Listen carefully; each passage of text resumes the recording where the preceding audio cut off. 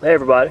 The other day I was down at the local Walmart, and of course I was going through their sporting goods section, and they also have a hardware section next to that. When I was walking through, I noticed they had a box of starter sticks. These are basically Fatwood sticks. It's a 5-pound box. It was just for around $10. I thought I would check those out and see how they worked. And as I was walking around toting this 5-pound box, in their hardware department they had some jute twine. It's a natural fiber rope. It actually came with a cutter on there. Seeing these two together at Walmart, I got an idea and thought I would do something. Of course, it's really simple, but I thought I'd show you guys the idea I had. Let me get everything set up and I'll get to work on that for you. Sorry about that delay, guys, and I apologize for the wind if it's messing up the audio quality. This is the jute twine they had down there. Bought it. It's not a really thick twine, but you actually fluff this up anyway, so that's not going to matter. The natural fire starters, they're actually a good size. These are made and sold for starting fires. They say use 3 or 4 of these, put it down first, and light it with a lighter or a match. But what I did, I took one, a full-size one, and sorry about that. It's rough wood, so I took my trusty Swiss Army knife and smoothed it up a little bit. It still looks sort of rough. You could probably tell somebody you found that if you wanted to, but the resin, it's impregnated with it. It smells strong of pine. Now, to be able to carry this with you, I was thinking 550 cord, a chain, key ring if somebody had a big enough ring, split ring. So I'm going to drill a hole right here.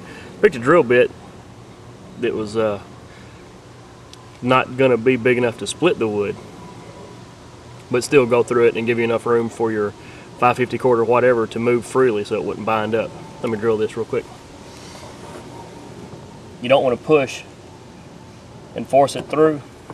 That will cause your wood to split. Just kind of hold it in place and let the drill do all the work.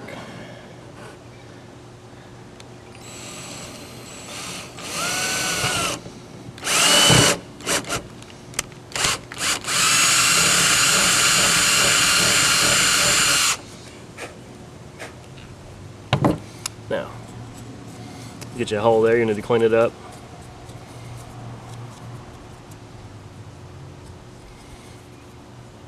And what I do normally to get the burrs off, the rough edges, I just kind of ream it.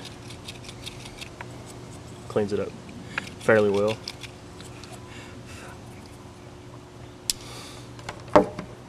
Now the next part is you want to carry the string with you. I've seen people, they'll take the twine and they'll just make a loop like this and put this on their rope or their keychain or whatever. I'm actually going to just lace it around here. I believe this is called a lashing. It's nothing fancy by any means, but you put your trailing end down. You're actually going to wrap back over that, so you put your thumb here, just make a wrap. You're going to come on top of this piece like that, and the pressure will hold it in place, won't let it slide down. Then you just wrap this, real simple.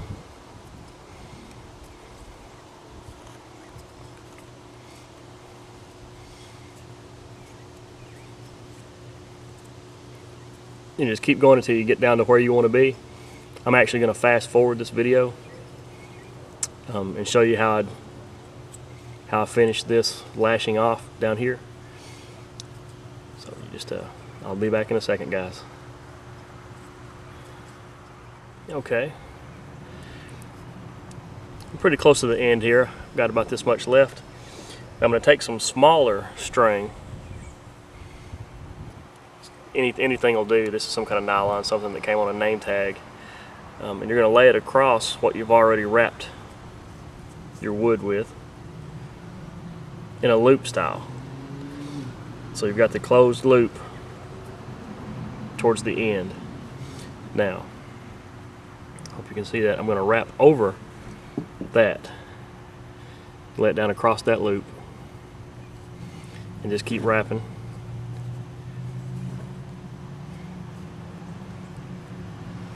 Keeping everything snug.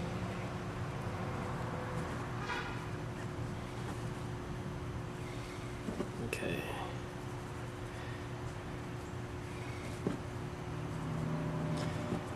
As I get to about where I need to finish, this is getting pretty close here, that's long enough, I'm going to measure off. I'm going to come up here to my loop.